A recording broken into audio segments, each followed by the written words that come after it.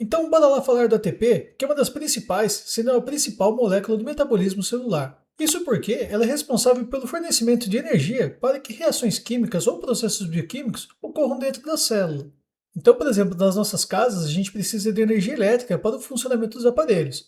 Assim como no carro, para que o motor dele funcione, é necessária a liberação de energia a partir da queima dos combustíveis.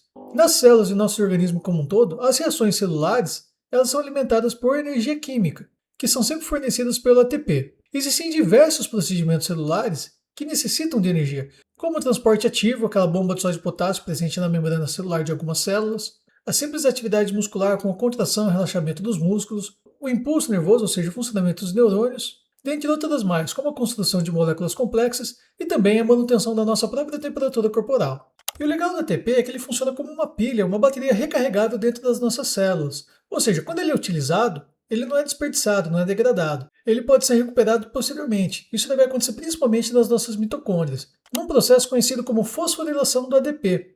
Isso daqui ocorre de maneira geral na respiração celular, que é o metabolismo de carboidratos, lipídios, proteínas, assim como a respiração anaeróbica e a fermentação. E para a gente entender o funcionamento da ATP, precisamos saber primeiro como que é a sua estrutura molecular. E o mais bacana aqui é que geralmente as coisas nas nossas células, no nosso corpo, eles são compostos de carboidratos, lipídios ou proteínas.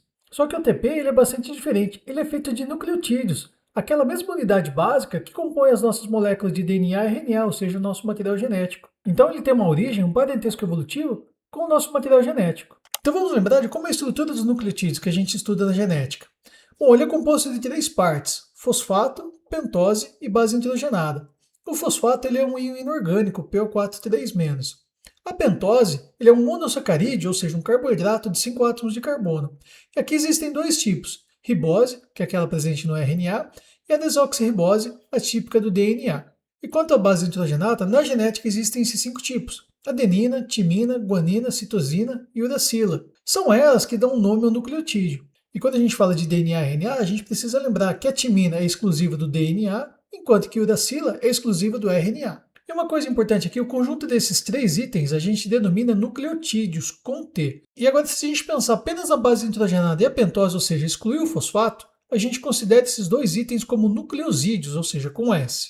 E é isso daqui que vai justificar o nome do ATP, que é adenosina trifosfato. Do que o ATP é composto? Uma base nitrogenada, que é adenina, uma pentose, que é a ribose, aquela mesma do RNA, e três fosfatos, como esse desenho aqui à direita. Então ele tem adenina, ribose e três fosfatos na sua estrutura.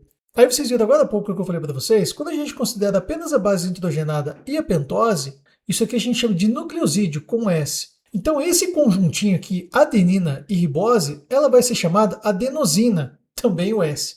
Então o ATP ele é composto de uma adenosina, ou seja, adenina mais ribose, conectados a ela três fosfatos de maneira sequencial, sendo que esses fosfatos estão conectados diretamente à ribose. Então isso daqui justifica o nome dessa molécula, adenosina trifosfato. Então se a gente olhar aqui para a estrutura completa do ATP, ele tem essa base nitrogenada, de adenina, que é composta de 2 anéis de nitrogênio, a pentose, que é um carboidrato de 5 carbonos do tipo ribose, e esses três fosfatos posicionados de maneira sequencial. E aí, para a gente fechar essa parte, o legal do ATP é que ele é composto de nucleotídeos, assim como o material genético.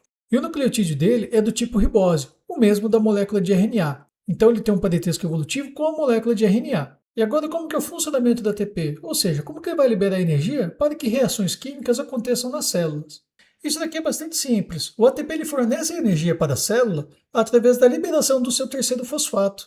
Então esse terceiro fosfato presente na extremidade do ATP, ele se destaca do resto, e ao romper essa ligação química dele com o segundo, ocorre a liberação de energia. E essa liberação de energia é utilizada para que reações químicas aconteçam na célula. E esse rompimento do terceiro fosfato ele é realizado através da ação da molécula de água. Por isso que a gente chama isso aqui de hidrólise. Aí o que vai sobrar aqui vai ser uma adenosina composta de 2 fosfatos. Por isso que ela se chama adenosina difosfato, abreviada como ADP. Então o ATP funciona como uma pilha carregada e ela libera energia na célula através do rompimento do seu terceiro fosfato, sobrando o ADP na estrutura molecular. E o importante aqui é que esse ADP ele não é jogado fora. Ele é reutilizado para a reconstrução de novas moléculas de ATPs, através de um processo que a gente denomina fosforilação. Esse termo fosforilação vem da seguinte conexão de um fosfato com uma molécula de ADP, restaurando a condição inicial, o ATP. E é por isso que na respiração celular, aquela etapa que produz maior quantidade de ATPs na mitocôndria é denominada de fosforilação oxidativa. O termo fosforilação vem da reconstrução de novas moléculas de ATP através da junção de um fosfato com o ADP. Aqui eu mostro para vocês com maior detalhe como que é esse rompimento do fosfato da molécula de ATP. Então aqui nós temos a molécula de ATP, certo? A adenosina, a ribose e os três fosfatos. O rompimento desse terceiro fosfato vai ser mediado pela ação da molécula de água. Só que a ação da água numa reação química nunca vai ser a água H2O, tá? Vai ser sempre seus componentes, os íons H+, e OH-.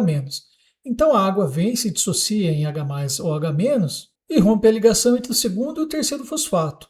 O OH da água fica conectado ao fosfato, enquanto que o hidrogênio da água vai se conectar ao ADP. E posteriormente, para refazer o ATP, apenas é conectado novamente um fosfato no ADP. Então, o funcionamento do ATP a gente pode fazer uma analogia com uma caneta, né? Na qual o terceiro fosfato é a tampa da caneta, que pode ficar sendo retirado e colocado na caneta. E por fim, caso alguém tenha se perguntado, a molécula de ATP ela é composta da base nitrogenada adenina. Será que não existem outras moléculas semelhantes a ela compostas por outras bases nitrogenadas, como por exemplo guanina, timina, uracila, citosina? Seria uma possibilidade, né? Acontece que na realidade, a grande parte dessas moléculas são compostas apenas mesmo de adenina. Somente nas nossas mitocôndrias, lá no ciclo de Krebs, é utilizado o GTP. Em vez de ter a base nitrogenada adenina, é a base nitrogenada guanina. Aí guanina mais ribose fica guanosina, trifosfato. Então, para fechar o vídeo, só passar alguns exemplos da utilização de ATP no metabolismo celular. Quando a gente estuda a glicólise, que é um evento bioquímico na qual a glicose é convertida em piruvato, a primeira reação química é a conversão da glicose em glicose 6-fosfato. Isso aqui acontece porque é anexado na glicose um fosfato, e esse fosfato vem da molécula de ATP. Então a molécula de ATP ela perde o seu fosfato virando a molécula de ADP, e esse fosfato é anexado na glicose, num átomo de carbono identificado pelo número 6. Por isso que a glicose é convertida em glicose 6-fosfato. Posteriormente, a glicose é convertida em frutose, e nessa frutose vai ser anexada mais um fosfato nela, que vai vir também de uma outra molécula de ATP. Então o ATP perde o seu fosfato, que vai ser anexado na frutose, só que num carbono identificado pelo número 1. Ficando então frutose 1,6-bifosfato, ou seja, dois fosfatos, um anexado no carbono 1 e outro que já estava anexado no carbono número 6. Em outro exemplo clássico na utilização de ATP é no funcionamento da bomba de sódio e potássio presente na membrana plasmática dos neurônios. Acontece que essa bomba de sódio e potássio ela é uma proteína de membrana plasmática que fica jogando 3 sódios para fora da célula e 2 íons potássio para dentro. Só que para ela ficar jogando esses íons, ela precisa gastar energia, ou seja, o ATP. Então, a cada movimentação de íons sódio e potássio, a molécula de ATP entra na bomba de sódio e potássio, na qual é liberado um fosfato e energia. Essa energia liberada é que é utilizada pela bomba para jogar os íons para fora e dentro da célula. É isso aí, falou!